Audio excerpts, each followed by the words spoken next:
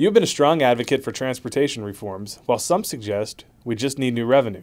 Can you talk about some reforms you support and would like to see implemented?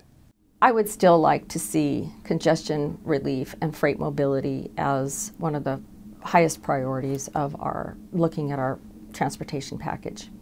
We have to keep our economy moving. We have to keep our commerce moving to keep our economy moving. We need to look at what the majority of people are doing in our state. So right now, the majority of our people are still driving cars, right, and not taking transit. So I think that we need to consider consumer demand when we consider the priorities of where the dollars are being spent. As far as sales tax, I had mentioned once before that sales tax is already charged. We charge ourselves sales tax on our projects.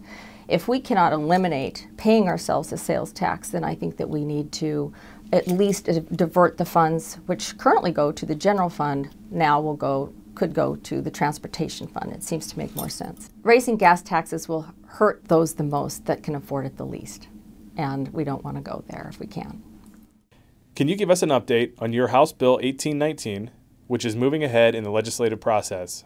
It is moving ahead, and it should be voted out this week. It is a simple change to a PDC rule that just affords more accountability to the open process in campaigns. Recently, you had a chance to spend time with members of the National Federation of Independent Business as they visited the Capitol on Small Business Legislative Day. As a small business owner yourself, what can Washington State do to help businesses succeed?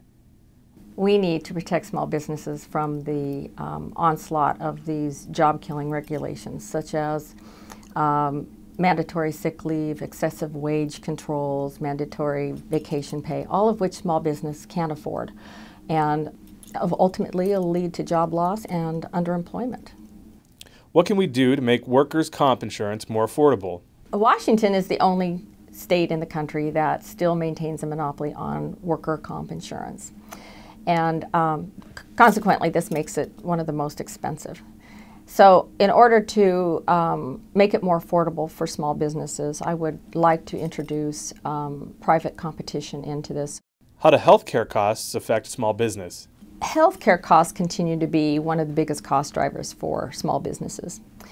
And many have found affordable care plans in the association plans. But the state's insurance commissioner is determined to eliminate these affordable plans for small businesses.